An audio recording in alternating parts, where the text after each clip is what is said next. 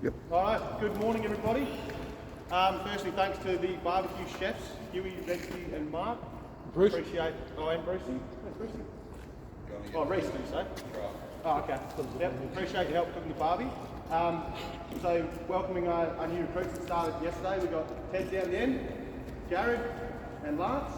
So please go out of your way to make these guys feel welcome. They'll be floating around the depot this week doing online training. We did most of their inductions yesterday. They got first aid today, etc.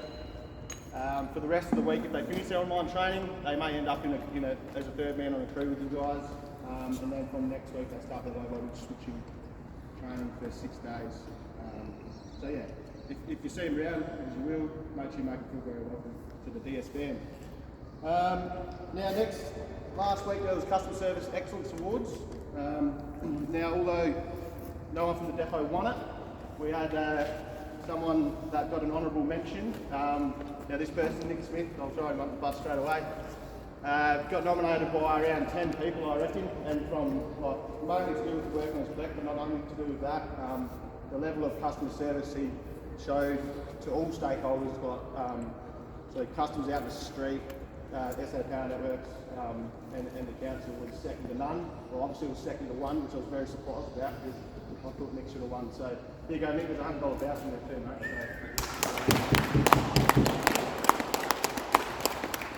So. Is it for the tavern? The voucher? Yeah, that's where we go. Sounds good to me. Wanted more than 100. Alright, Alright, welcome back to another week, everyone. So kicking off birthdays, we've got no birthdays and no anniversaries this week. Switching, have we got any switching previous week's toolbox? Cool, no, it's right, Seb, thank you. 629 days since our last switching incident. Previous best was 348, so well clear of that, but just maintain the focus and vigilance around switching.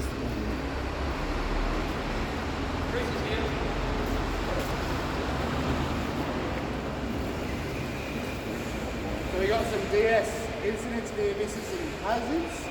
So Jimmy, if you'd like to kick off with something you got there, mate? The first one I got here is a ladder not tied in. So what was reported whilst travelling on South Road, a member of the public stopped me to let me know that the ladder had fallen off the truck. Luckily no one was injured and damaged. Just with that, we'll take note of all the ladder racks. I know we don't use them all the time and they're pretty well secured, but they can work their self loose. I know some of the GMJs, some of those pins can drop. So yeah, just keep an eye out on all our ladder racks. It's not something we use all the time, so probably don't check as much as we should. And the other one, cable fault down south, so with a gas leak on a tee-off. So while locating blue and white phase fault under a set of joints under a Telstra pit, they detected a strong odour of gas. Digging around by hand, they finally found the gas mains and got that strong that they called the APA. APA came out and they classified it as a priority 2 leak, which means that they couldn't dig it within the next 5 days, I believe. And anyway, so with the strong smell, the guys decided, no, we're not going to do any more, so they've backfilled the hole and waiting for gas to fix that. Just says here, suggestions, always hand dig around underground services before using excavator, and always call APA if you suspect a gas leak. Thanks, mate. A couple more. So we've got an incident here, a reversing incident. So while moving vehicles in the rear yard, the employees misjudged the distance between vehicles and impacted the front of another truck. So any suggestions on how to avoid that? I'm not sure if an observer is being used or not, but that'd probably help. Anything else? No. We got a near miss, so I lost ID card. So on the 30th of 9th was the last time this employee had used his swipe card in the vehicle. Presumed it was left in the truck bar. After looking, the next morning was unable to find it. I'm not sure on any suggestions on how to avoid that. He ended up finding that one, but it's just important if you do lose it, just raise it straight away because he waited a couple of days, obviously trying to look for it. But if someone does pick that up and knows what they're doing, they can access any site. So if you lose it, it's not hard to cancel. You get another one straight away. Those seats are a bit of a trap. I found mine. I reported it missing, and I found it wedged in between the seats. That's all right. You just throw it away. Won't hurt. Spot's taken far away in that truck. Alright, so some general depot stuff. Brad Whitaker's put in his resignation. His last day will be on Thursday, the 27th of October. We wish him all the well for his future endeavours. So thanks, Brad. He's not here, but thanks for his service to Anything DS. If you see him over the next, when's the 27th, next Thursday. See him over the next fortnight. Give him a pat on the back and wish him well. Work experience is up and running again. There's been a few people that have asked about this, so just an FYI, if you have anyone that's interested in work experience, let them know that it's something that we can look into now. Swims, hazards and ID. So recently picked this up during a general field audit. The audit was carried out and it was noticed on site that all the names and signatures and stuff had been signed on the job folder, but the hazard IDs and swims hadn't been filled out. It was then brought to my attention that it was just passed around in the morning at the briefing table. So it's important that we treat the swims and hazard IDs with the respect that they deserve, especially new employees starting. You know, we've got first, second year apprentices. We've got GSW starting to work out on site more. People that aren't probably as savvy to the hazards and risks on site is what an experienced line is. So make sure that we're just taking an extra 5-10 minutes and pulling that out on site. Men's, meal and mental health. So the Employee Foundation, in conjunction with Breakthrough Mental Health Foundation, have organised a session called Men's, Meal and Mental Health.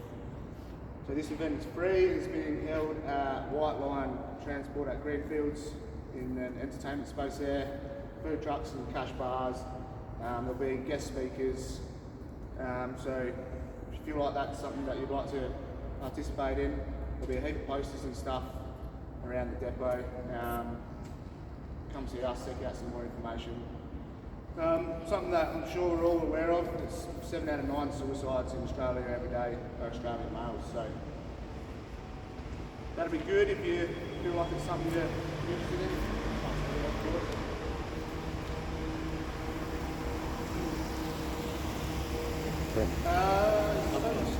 Christmas dinner, Tinny, do you want to just touch on that? Hey? You want to touch on the social club Christmas dinner? Yes, so I sent an email last week to organise in Moseley, 6 PM on 17th of December. For the social club members, it will be free. Non-members, $102. You get a 3-course meal with 3 drink package. Partners are the same, so let me know if you're interested in coming along. We've only got a table for 30 people, so let me know as soon as possible. Again, yeah, social club members are free. The free meals, free drink package, you can find your own way to Moseley.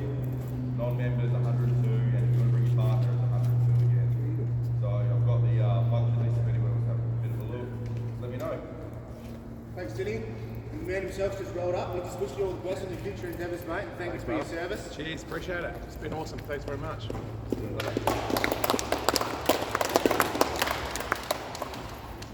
We're coming into warmer weather, so be vigilant of snakes. There's been a few reports across the business with one employee stepping on one recently, so just another thing to keep in the back of your mind. Where's the warm weather? Where's the warm weather? I mean, it was warm yesterday and all weekend, but not so much at the moment. Safety excellence, 99. You want to touch on that, please? No, no. So the Enervin transmission crews were doing some high voltage work out at structure 333, which is Davenport's Pimpa 132 line. The involved task was works box with the crews working bounded with the HV mains live. Whilst the crane was stationary, the crane driver felt a bit of tightness in chest and a bit of a sore arm and neck. He then informed, if I get this right, his supervisor, which in turn notified Enervin site leadership. Plans were made for the guys to be lowered safely to ground, and then the Enervin guys took sort of control of the situation and kept the well-beingness of the crane driver in mind, and they got him all checked out. So that if he hadn't said anything, it potentially could have led to something quite bad. Especially did have pains and slumped over some controls. Who knows what the guys up in the dog box would have happened. So big all in all, good way that it ended. So. That guy actually ended up in hospital, get a couple of stints in his heart. Not sure if it was on there, but that's what we got told last week. So he quite easily could have had a heart attack in that crane box, and well, the guys in the crane box were floating around live at 132 or whatever it was. So speak up if you're having any dramas. That's a key message out of that. Thank you. We've got a red safety alert attached to the pole strap. So essentially a TSW power line was up on a swear pole. I believe the work was to change an insulator, double wrapped his pole strap around the extension piece and put it back onto himself. Which is all common practice, untied the tyre wire, sat the swear conductor on the extension piece, which is all common practice, but didn't secure the conductor to the extension piece. The conductor had slipped off and sort of rested on his belt. And the way his belt was connected to his harness, the clips weren't on the outside, they were on the inside, and they were pressed against his body. Come unattached from his harness and clamped on the swear conductor, so that's pretty scary. He sort of become aware that his pole strap had come off his harness and he's only tied in on one side, grabbed the insulator, sorted himself out. So I'll pass some of this around. There's a photo on the left that shows the situation that he was in, and the photo on the right on how best to attach pole straps. But some contributing factors. So the swear conductor was not secured to the extension piece when it was moved from the insulator. The left-hand hook on the pole strap was facing out, allowing the latch to be pressed against the extension piece or the employee's body. And the TSW power line had not been trained to secure the conductor to the extension piece. So probably the majority of people here don't have a huge amount of experience on swear, so if there's something that you're unsure about, make sure you speak to our leader, because there is a lot of intricate things to think about when working with swear. Actions, so JSWP 423 will undergo a review and update for the inclusion of securing the conductor where there is potential of loss of control. Previous events highlighting identifying loss of control of conductors will undergo review for other potential corrective actions. Key points. When hooking the pole strap to your harness, ensure the hooks are facing inwards to prevent the rear latch being inadvertently pressed against components of the pole extension piece. Where possible, use a swear platform when working from a pole to stand on. This will give the worker a more secure foothold position. I don't believe we have one here, do we? Does everyone know what that is? Yeah. So we don't actually have one, but we probably don't do a great deal of bladder work on swear at the moment. When temporarily removing conductors from insulators, ensure the conductor is secured to prevent uncontrolled movement of the conductor. Depending on the size of the conductor and the force required to hold it in place, the conductor can be secured with a cable tie. So it can be secured simply with a cable tie, obviously depending on the forces at play. So that's it for that one. And that's all I've got. Does anyone have anything they'd like to add? No? Cool. Have a safe week.